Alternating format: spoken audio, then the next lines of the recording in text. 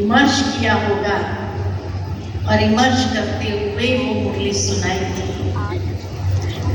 और इसीलिए आज के दिन ही वो मुरली आई। दूसरी बात कि जैसे बाबा की मुरलियां हम सभी सुनते हैं, तो एक तो बाबा की साकार मुरली होती है, दूसरी बाबा की अव्यक्त मुरली होती है। कई बार कई बच्चे कहते हैं हमें अव्यक्त मुरली ज्यादा अच्छी लगती है, साकार मुरली में तो बाबा वही बातें करते हैं, इसीलिए कई लोग संडे संडे ही आना पसंद करते हैं। ऐसा है यहाँ क्या अव्यक्त मुरली ज्यादा पसंद?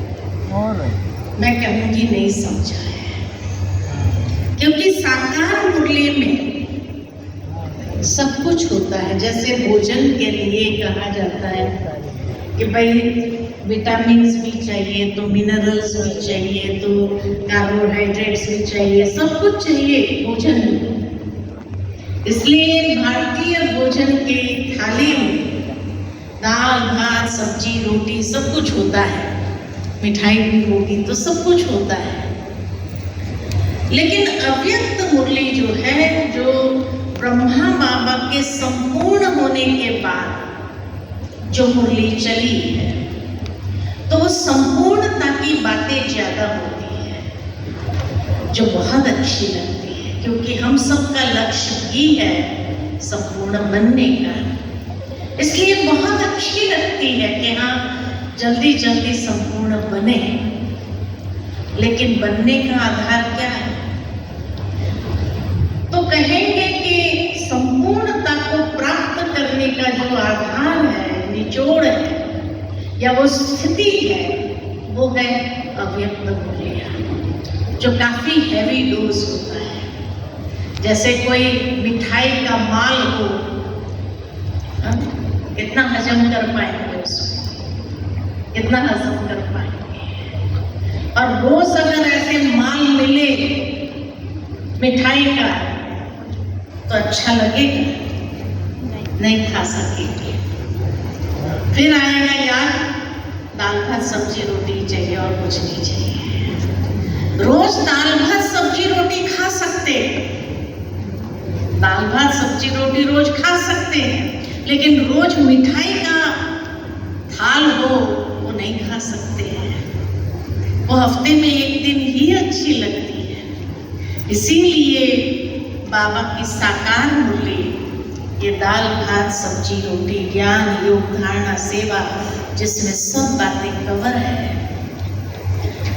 अब जब बात आती है कि बाबा रोज ही तो वो बातें कहते हैं, लेकिन नहीं, रोज बाबा का कहने का एंगल अलग अलग होता है। एक एंगल से बाबा नहीं कहते हैं। जब भी बाबा ये भी बात कहते हैं कि बच्चे मुझे याद करो, ये याद करने की बात का भी हर रोज का एंगल अलग अलग होता है। अगर ध्यान से सुनेंगे और उस एंगल को पकड़ लेंगे तो समझ में आएगा कि आज बाबा ने किस एंगल से ये मुरली चलाई है और किस बात के आधार से उस बात को जोड़ा गया है कि ये करने से कैसे ये स्थिति बनेगी। तो रोज बाबा का एंगल अलग अलग होता है, विधि बाबा अलग अलग बताते हैं।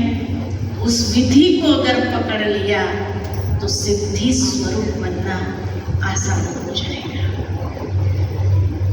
तब कहा कि अव्यक्त मुरलियां तो जैसे बहुत हैवी है डाइजेस्ट करने के लिए, सुनने में अच्छा लगता है, लेकिन उसको धारण करना बहुत कठिन होता है, उसको डाइजेस्ट करना पड़ता है। तो बाबा की मुरली हम सब के लिए एक प्रेम पत्र है। रोज भगवान एक प्रेम पत्र हमें लिखता है। हम कितना बाबा को प्रेम पत्र लिखते हैं, जवाब देते हैं, बहुत मुश्किल होता है। हम सोचते हैं बाबा तो जानता ही है ना हमें, बाबा तो हर बच्चे को जानता ही है, तो बाबा को बताने का क्या मतलब आता है? बाबा तो जान लेता है, जब जानी जाननहार है, भगवान है। नहीं, बाबा को जब कोई बात सुनाते हैं तो बाबा को भी अच्छा लगता है कि बच्चे हर बात मुझसे करते हैं, है ना। जब बात करते हैं तो भगवान को भी अच्छा लगता है। दुनिया में कहा जाता है कि नेहरू जब जेल में थे तो रोज इंदिरा जी के नाम एक पत्र जाता था और उन पत्रों में नेहरू ने इंदिरा जी को पॉलिटिक्स सिखाई थी और इतनी पॉलिटिक्स में वो माहिर हो गई कि उसको हराना बहुत मुश्किल हो गया था।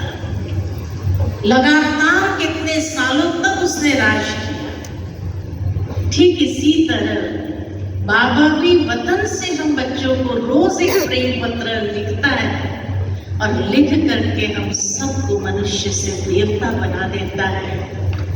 ऐसा प्रेम पत्र जिसमें ऐसी ऐसी बातें भगवान ने बताई है जो हम सबको मास्टर भगवान भगवती बना दे। नेहरू ने तो उसको पॉलिटिक्स सिखा करके वो पॉलिटिशियन बनाया, लेकिन भगवान ने तो हमें मास्टर भगवान भगवती बनाया। तो इतना ये प्रेम पत्र के अंदर ताकत है, शक्ति है। दूसरा कहा जाता है कि ये संजीवनी बूटी है। जैसे लक्ष्मण जब बेहोश हो गया था तो हनुमान जी पूरा पर्वत उठाकर ले आए और उसमें संजीवनी बूटी थी। वो संजीवनी बूटी जब उसको सुंघाई गई तो बेहोश से होश में आ गया। ठीक इसी तरह माया भी चलते चलते हम सबको बेहोशी की नींद में सुला देती है, आलस्य अलबेलेपन की नींद में सुला देती है। तो बाबा आकर के हम बच्चों को रोज मुरली के अंदर वो संजीवनी बूटी सुंघा करके क्या करते हैं, जागृत कर देते हैं। तो जागृत जब हो जाता है इंसान तो उसके कर्म कैसे होते हैं, और बेहोशी में जब है तो कर्म करने के योग्य ही नहीं रहता है। दुनिया के अंदर लोग भी श्रेष्ठ कर्म करना चाहते हैं, इच्छा है अच्छा बनने की, लेकिन नहीं बन पाते हैं। क्यों? क्योंकि ऐसी संजीवनी बूटी नहीं है उनके पास। और बाबा ने बहुत सहजता से हम सबका परिवर्तन कर दिया। क्या थे और क्या बना दिया।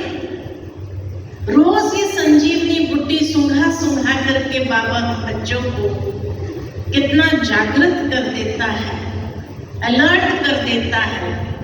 आलस अलबेलेपन की नींद में जितना माया सुलाने का प्रयत्न करती है, उतनी भगवान की मुरली हमें जागृत कर देती है। तो बाबा की मुरली से हमें कौन से खजाने सर्व प्राप्त हो जाते हैं। क्या ना, सर्व खजानों की खान है। तो कौन से खजाने प्राप्त हो जाते हैं। सबसे पहला तो हमें ज्ञान का खजाना मिलता है। जिस ज्ञान के खजाने से जब उसको डाइजेस्ट करने लगते हैं तो जैसे आत्मा सशक्त हो जाती है, पावरफुल हो जाती है। तो इसीलिए इस ज्ञान मुरली के अंदर सबसे अधिक है ज्ञान का खजाना।